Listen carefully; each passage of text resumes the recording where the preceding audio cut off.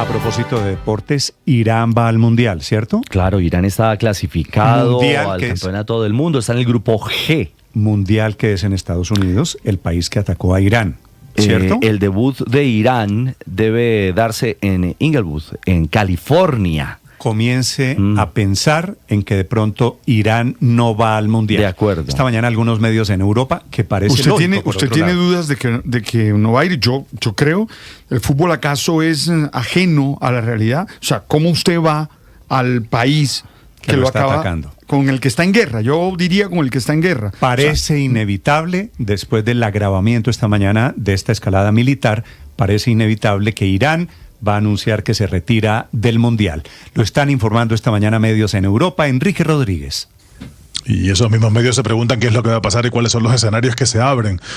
No ha colaborado mucho a que Irán vaya a participar en ese mundial las declaraciones del presidente de la Federación Iraní de Fútbol, que se llama Mehdi Taj, quien ha asegurado en las últimas horas que no se sabe aún si su seleccionado se presentará en Estados Unidos para disputar precisamente esos partidos en el grupo G con Bélgica, Egipto y Nueva Zelanda. Irán logró esa clasificación, está en ese grupo, en el G, pero es que los 3 partidos, como ustedes decían, en la fase de grupos los disputa en suelo estadounidense, en Los Ángeles contra Nueva Zelanda y Bélgica, y en Seattle contra Egipto. Una de las opciones sería que la propia Irán presentase unos documentos excusando su participación.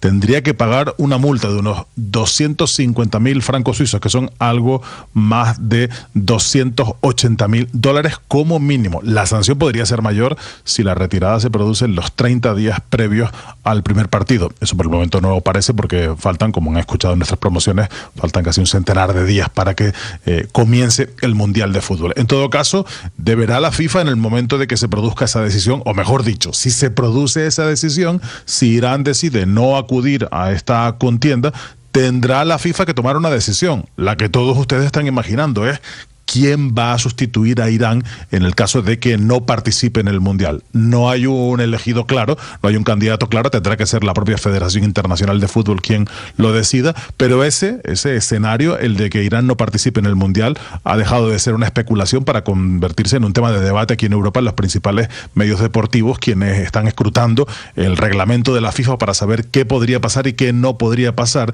en el caso de que finalmente la selección de Teherán decida no participar en la Copa del Mundo de Fútbol. Sí, que hay que ver cuál es el reglamento. Si Irán no va, eligen un país de la zona o del mismo grupo de clasificación, Néstor, de Irán. Hay un apartado al respecto, el 6.7 del reglamento. O podrían decidir, por ejemplo, que vaya Italia, que es un grande que no clasificó. O que vaya a Venezuela. Amigos venezolanos me dicen aquí, ¿puede ir Venezuela? A Venezuela. Mire, Venezuela puede ser una el buena apartado idea. dice que a alguien se le va a aparecer la Virgen. Ah, no, sin duda. claro. Mire, el apartado, porque ya se le ha aparecido a muchos la Virgen en los mundiales.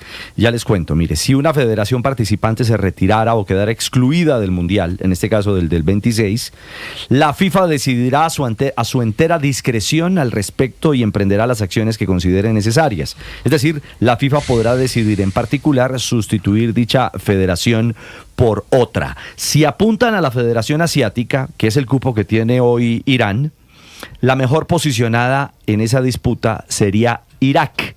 Lo que pasa es que Irak va a jugar el repechaje internacional ahora en territorio mexicano contra el ganador de la semifinal entre Bolivia y Surinam. Entonces usted baja y escala. Pero si es discrecional de la FIFA, Sí. puede ser Venezuela o puede ser Italia, puede ser un país que no tiene nada que ver. Sí, insisto, si está en la línea de esa Confederación Asiática, los Emiratos Árabes podría en un momento determinado entrar beneficiado. Pero mire, en el 30 se dieron renuncias, hubo deserción de potencias, Alemania e Italia.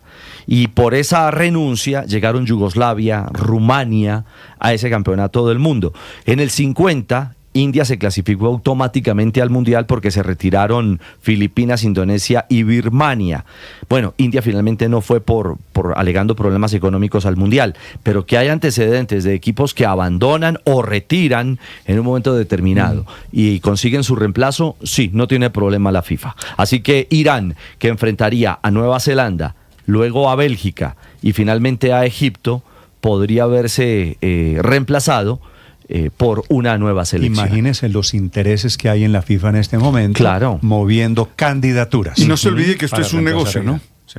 No, por eso digo, imagínese el billete que está corriendo. 9:22 a.m. Atención, a propósito de Irán, murió la mujer de Jamenei, la esposa de Jamenei, el líder espiritual, que fue herida el fin de semana, acaba de morir en Teherán, producto de las heridas en el bombardeo de los Estados Unidos. Silvia Carrasco. Sí, Néstor, la información la están dando a conocer los medios iraníes. Dicen que Masureh Koyaseh Baherdaseh, que era la mujer de Ali Jamenei, se habían casado en 1964, falleció víctima de las heridas después del bombardeo del día sábado. Recordemos que la familia de Ali Jamenei estaba presente en la zona. Él tiene 4 hijos varones y 2 hijas mujeres, 6 en total. Y en ese bombardeo murió una de las hijas y murió un yerno y una nuera, además de una nieta de Jamenei, que tenía 7 nietas. La verdad es que la familia siempre se desenvolvía con mucho secretismo, estaba muy escudada de la vida pública, y el único que aparecía era Mustafa Jamenei, el hijo mayor, que también tiene una vida religiosa y que se ha hablado mucho de la posibilidad de que sea el sucesor de Ali Jamenei. Eso estará por verse porque faltan días para que eso se decida. Ha sido un día de intensos bombardeos, no solamente sobre Irán, sino que también sobre el sur del Líbano. Hay 39 personas muertas allí. Israel y Estados Unidos han estado bombardeando estos 2 puntos, y Irán ha estado respondiendo, disparando a muchísimos puntos distintos. Muchos de los países del Golfo Pérsico, entre ellos Bahrein, Qatar, Arabia Saudita, entre varios otros.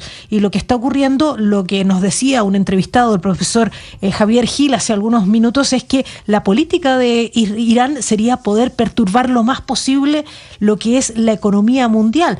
De hecho, ha cerrado el estrecho de Hormuz, impidiendo la salida del 20% de los combustibles del mundo, pero también al bombardear Aramco en Arabia Saudita y también en Qatar, está impidiendo que se pueda renovar ese envío de combustibles. Lo que está diciendo Arabia Saudita es que va a intentar sacar los barriles de petróleo por tierra hacia el Mar Rojo, de manera de evitar el estrecho de Hormuz y poder seguir manteniendo el mundo abastecido de petróleo. Eso es lo que está ocurriendo en este minuto.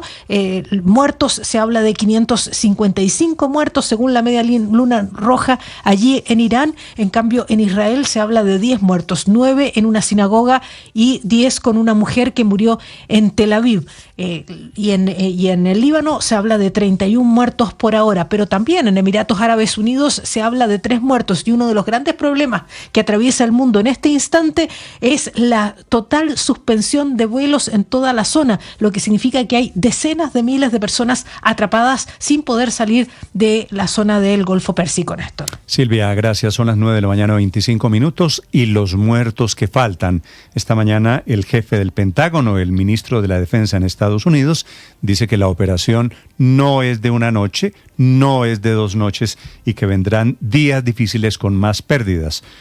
Dice que no es un ejercicio de construcción de democracia, confesando el verdadero interés, que es la geopolítica, el petróleo y el bloqueo de los rivales de China entre ellos. Desde Washington, Juan Camilo Merlano. Y dice Néstor, adicionalmente, Pete Hegseth, quien es el secretario de Defensa o secretario de Guerra, que esto no es una operación para cambio de régimen, pero que el régimen en Irán cambió. Es lo que acaba de decir en esta declaración junto al jefe del Estado Mayor Conjunto. Trazó 3 objetivos de manera muy general: destruir el sistema de misiles de Irán y su producción de misiles, destruir su armada y garantizar que no puedan acceder a armas nucleares. Escuchemos lo que decía el secretario de Guerra Pete Hegseth hace algunos minutos. With maximum authorities. No stupid rules of engagement, no nation-building quagmire, no democracy-building exercise, no politically correct wars. We fight to win, and we don't waste time or lives. As the president warned, no a las estúpidas reglas de confrontación, no a aventuras para construcción de nación, ni ejercicios de construcción de democracia. No estamos hablando de una guerra políticamente correcta. Nosotros peleamos para ganar, no para perder el tiempo o vidas, era lo que decía Pete Hegseth. Pero también cabe destacar la declaración que dio a su lado el jefe del Estado Mayor Conjunto, quien trazó las diferentes etapas de la operación Furia Épica y destacó que, de acuerdo a los objetivos trazados, esto no va a ser corto. So let me start with a few details. First, to be clear, as the Secretary said, this is not a single overnight operation. The military objectives that CENTCOM and the Joint Force have been tasked with will take some time to achieve, and in some cases will be difficult and gritty work. We expect to take additional losses, and as always, esto no es una simple operación de una noche, esperamos, es un trabajo duro, un trabajo difícil en el que tenemos que involucrarnos y esperamos que vamos a sufrir pérdidas adicionales. Estas son operaciones de combate a gran escala. Era lo que decía el jefe del Estado Mayor Conjunto, Dan Kane. Cabe destacar que, bueno, el secretario Pete Hegseth le preguntaron si Estados Unidos tenía tropas en terreno. Dijo que no, pero que Estados Unidos está dispuesto a llegar tan lejos como sea necesario, sin aclarar si efectivamente van a desplegar tropas en terreno. Hasta ahora es un operativo que se enfoca fundamentalmente en bombardeos. Superioridad aérea, 100 aeronaves que fueron desplegadas de distintos puntos en el lanzamiento de esta operación, sumado por supuesto a los activos que se tienen en territorio marítimo, equipados por ejemplo destructores con misiles Tomahawk que fueron lanzados desde distintos puntos hacia territorio iraní. Y otro detalle que daban era a propósito del golpe inicial de la operación, que recordemos fue a las 9:45 de la mañana hora local de Teherán. Ese primer golpe fue a cargo de las Fuerzas de Defensa de Israel, que fue en contra del complejo militar donde se encontraba el Ayatollah Khamenei, pero también los otros miembros del liderazgo iraní. Dice el jefe del Estado Mayor Conjunto que ese primer ataque se dio por parte de Israel, pero gracias a inteligencia de los Estados Unidos que fue proporcionada. Es decir, que el asesinato de Khamenei y de los otros miembros del liderazgo fue efectuado por bombas israelíes, pero con inteligencia estadounidense, Néstor. Estás escuchando Blue Radio.